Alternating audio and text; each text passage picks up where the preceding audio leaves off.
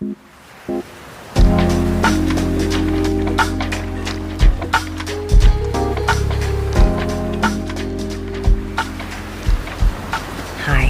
I'm Karissa Vacker, and welcome back to Sleepwave, a podcast where we let waves of relaxation wash over you through original sleep meditations created to help you fall asleep tonight. And don't worry if you don't hear the end of an episode. I encourage you to drift off whenever you're ready. A couple weeks ago, we had a huge storm blow through. A day that had been slightly cloudy but otherwise quite nice turned suddenly dark and broody, and by late afternoon we were all huddled in the hall with the doors closed and away from windows in case of a tornado. While the storm thankfully blew through quickly and with no damage besides some downed branches, it knocked our power out for 5 hours. My 2-year-old thought it was a party, reading stories in the closet by flashlight as we were sheltering from the storm, then hanging out in the living room with no other light than the fire in the fireplace and candles all around the room. It was getting late, definitely time to put him to bed, but I felt slightly lost without our usual bedtime rituals.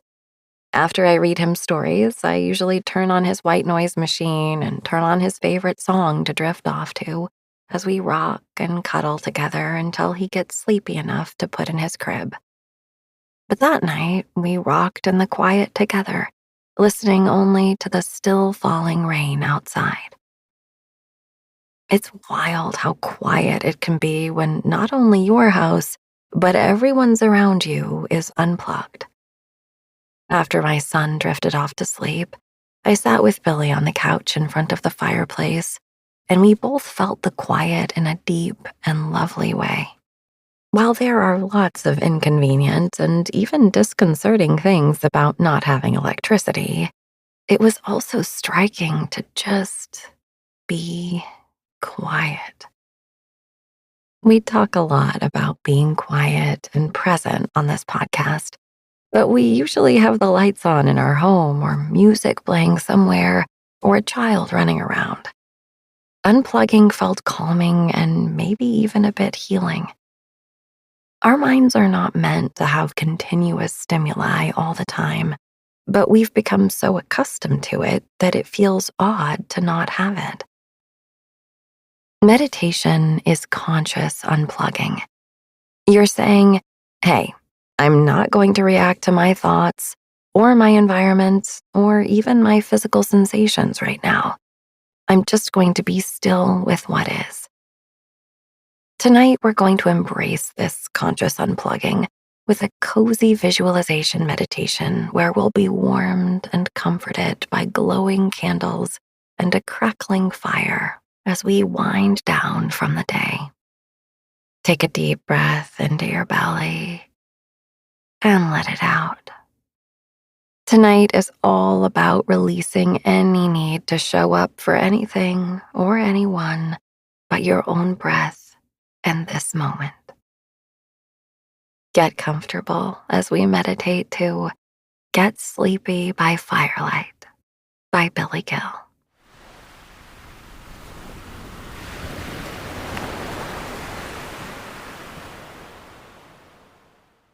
It's hard to imagine how different life must have been even 100 years ago in most places, with no electricity to illuminate our homes, pump our water, cook and store our food, provide heat in the winter and cool in the summer, much less provide us with constant entertainment and stimulation at the push of a button or a flick of a switch.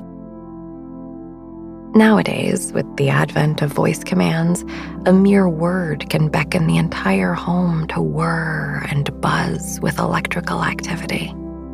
Scientists have found evidence that ancient peoples may have experimented with electricity over 2,000 years ago.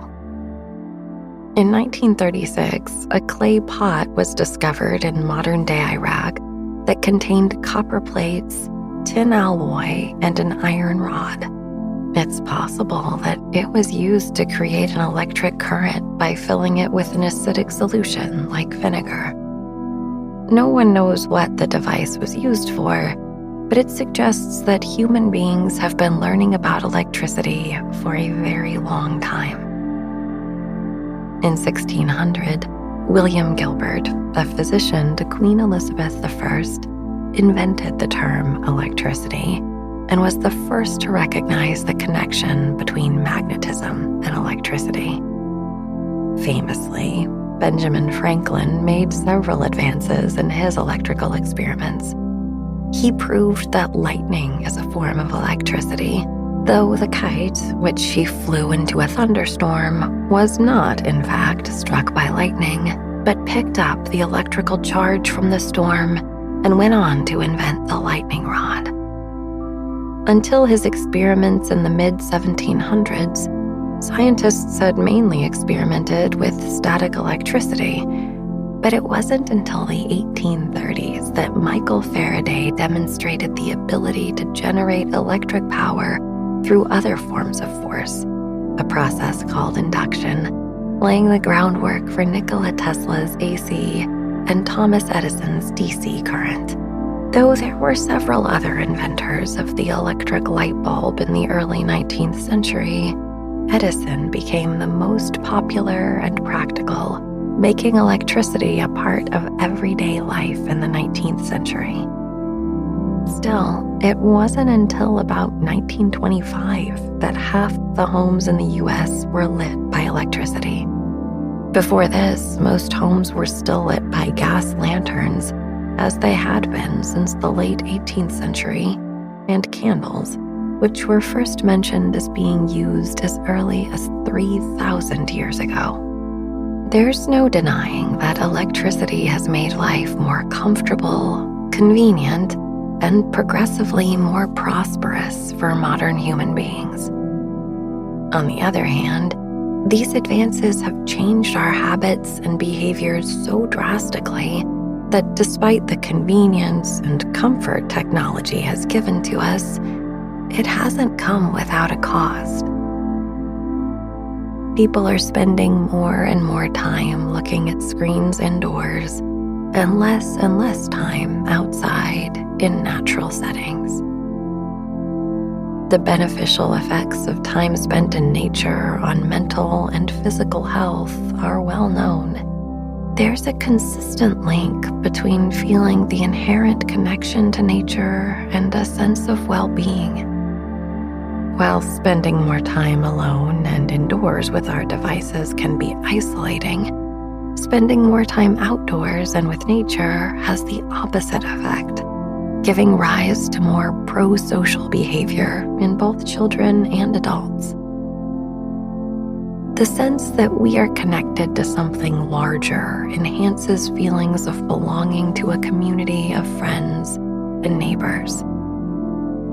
As social beings, we are adapted to thrive in these kinds of close communities. As we connect with nature, we connect more deeply with other people. As we connect more deeply with other people, we connect more deeply with ourselves. Tonight's sleep meditation offers insights on how we might connect to our deepest selves by consciously disconnecting from technology.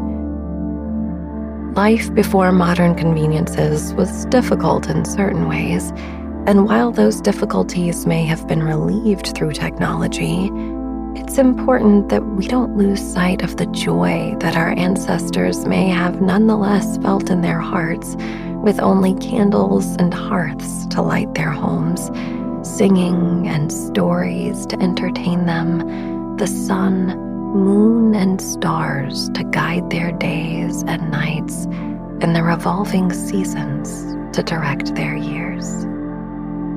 As you settle into a comfy position in bed, imagine that you have returned to a time before electricity was so pervasive. Of course, there will still be signs that you are in a modern technological age, but allow your imagination to wander into a scene of candlelit rooms and a roaring fire.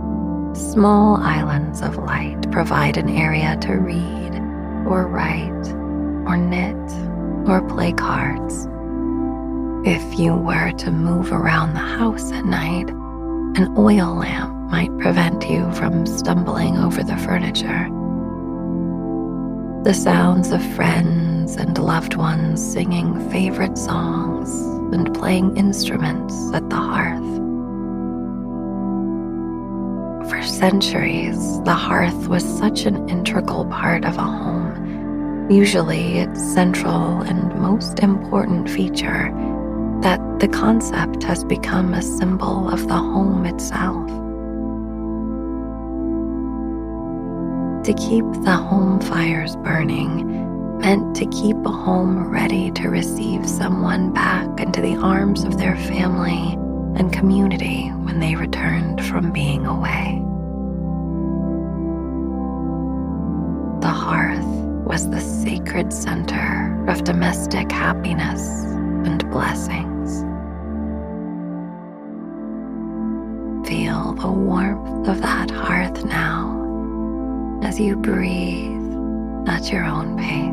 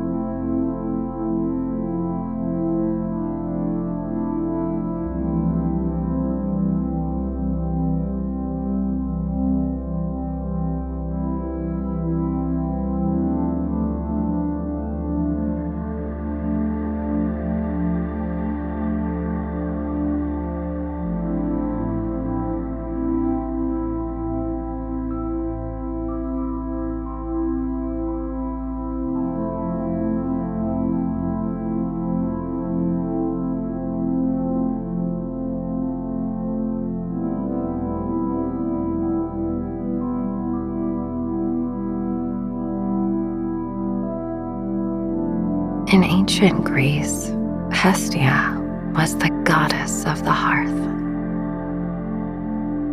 Her name means hearth, fireplace, altar.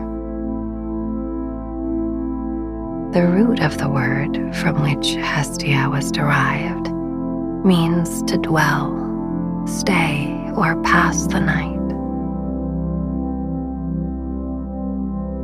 The name refers to the household and the family. As Hestia was also the goddess of the altar, the hearth held the place of the sacred center of a home. The word hearth shares its ancestry with the word heart. In modern Greek, the word for heart is cardia, which also means heart as in cardiology. The wider concept of hearth and home refers to the family, which in Greek is ekos. Eco, as in the word ecology, comes from this concept of ekos. The sense of being connected to a larger unit like a family or even an ecosystem is central to the meaning of the hearth and the heart. As you allow the breath to rise and fall, notice the gentle rhythm of your lungs. As you grow more and more relaxed, you'll notice the belly moving more than the chest. Be patient if the belly isn't moving very much in the beginning. Sometimes a little residual tension in the belly keeps it from rising and falling with the breath. Just notice the waves of inhale and exhale, with a little more emphasis on the pause at the bottom of the exhale. Never straining, simply notice that pause and linger for a moment there before yielding to the impulse for a new inhalation. Breathe in, breathe out, breathe in, breathe out, breathe in, breathe out.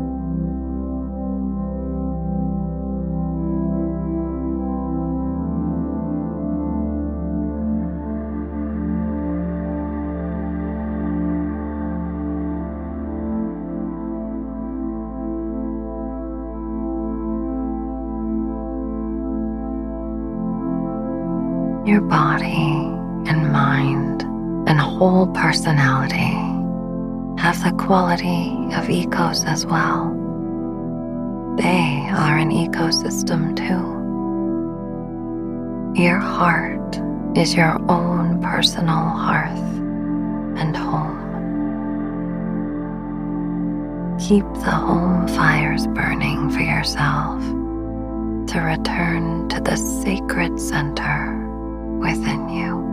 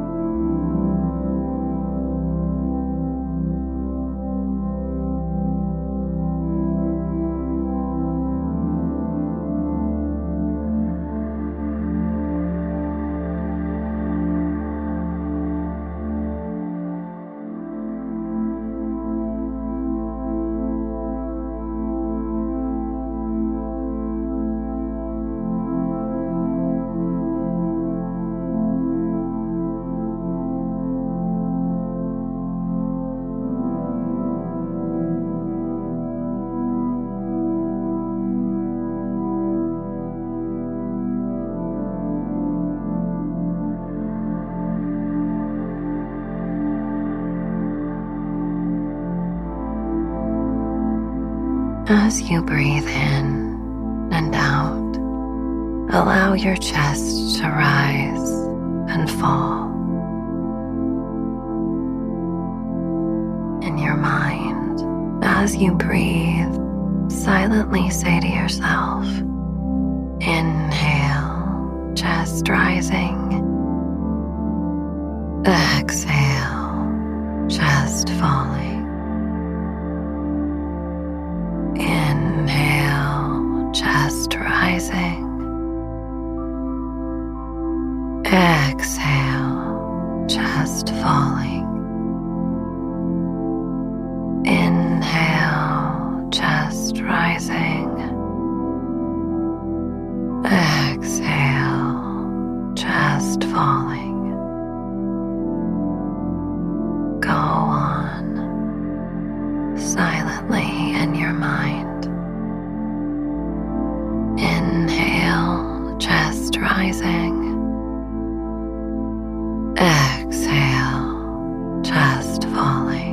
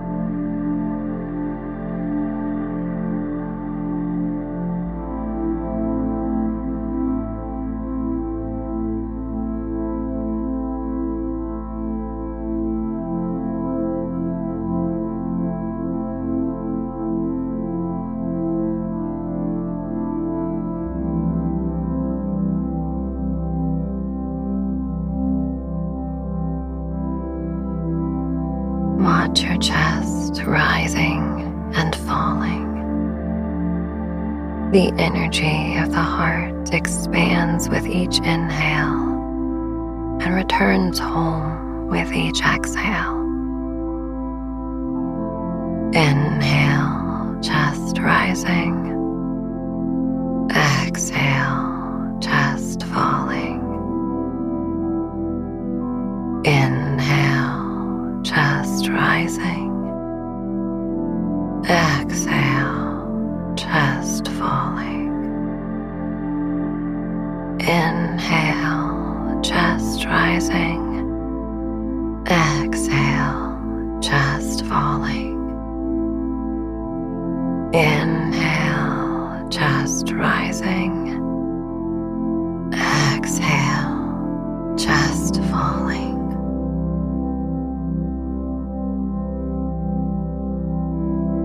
Begin to count the breaths at the chest as you breathe in and out.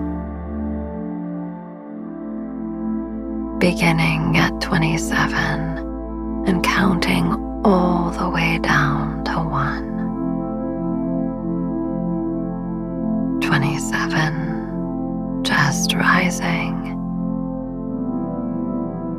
27, chest falling. 26, chest rising. 26, chest falling. 25, chest rising.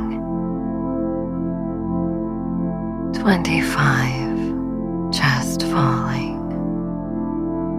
Go on counting the breaths at the level of the chest, the level of the heart. Go on all the way down to 1. Make no mistakes. If you lose count, start over at 27. Go on.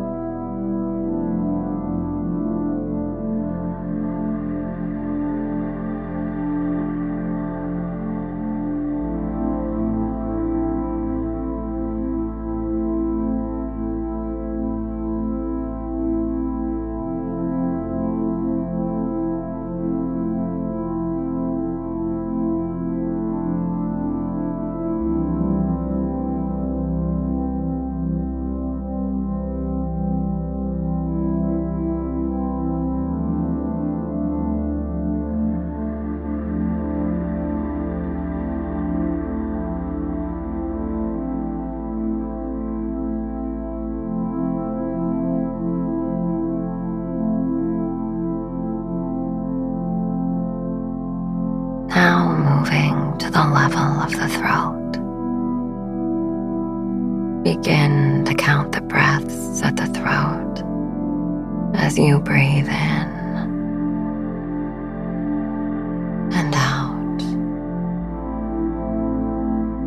beginning at 27 and counting all the way down to 1. 27, inhaling at the throat. 27, exhaling at the throat. 26, inhaling at the throat. 26, exhaling at the throat. 25, inhaling at the throat. 25, exhaling at the throat. Go on, counting the breaths at the level of the throat.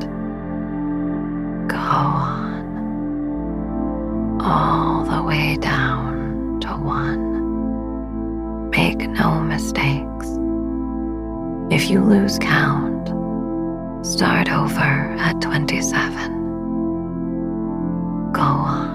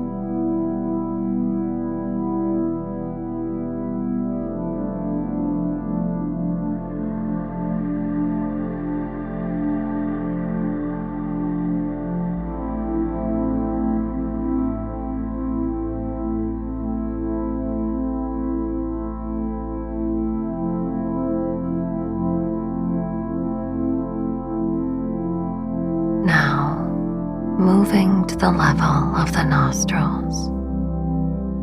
Begin to count the breaths at the nostrils as you breathe in and out. Beginning at 27 and counting all the way down to 1. 27, inhaling at the level of the nostrils. 27, exhaling at the nostrils.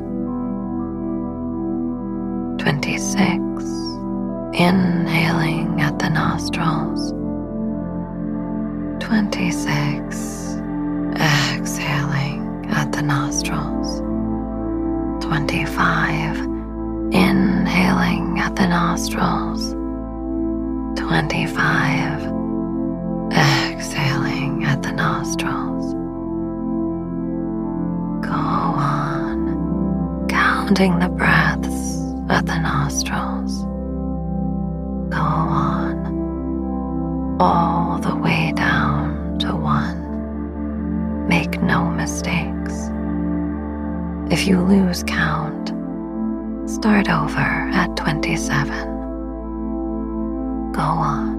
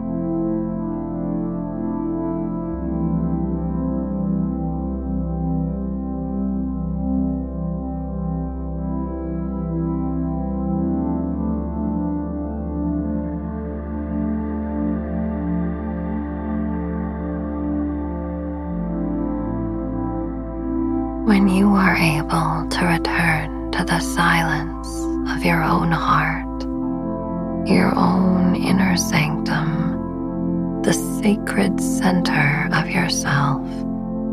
You are truly connected.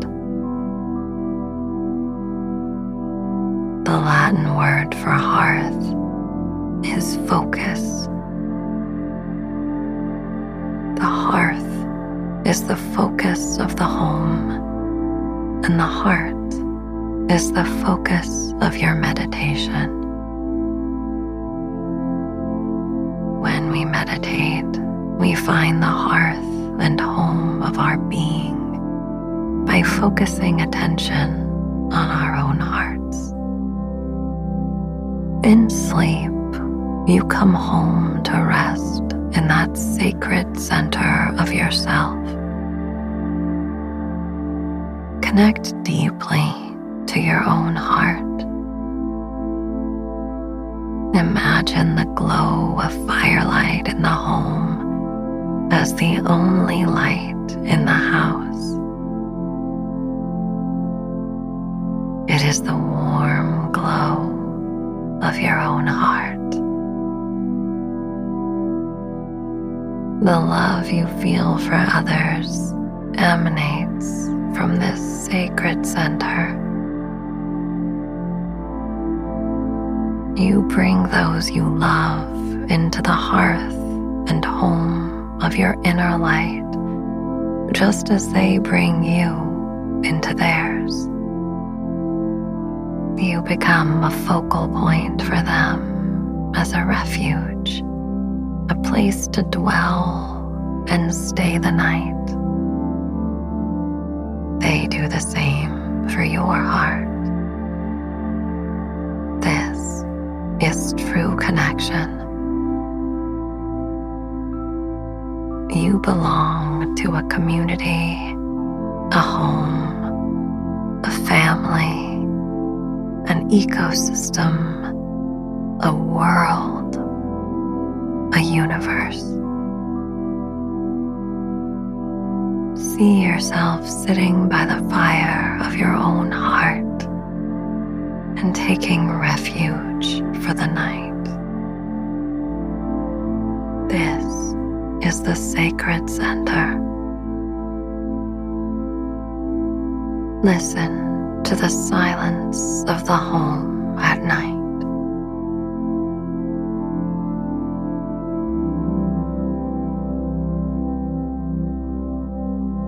Listen to the fire as it crackles in the hearth.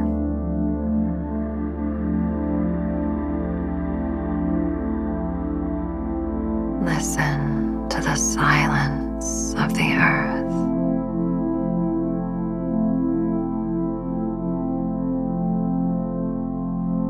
Listen to the silence of the stars.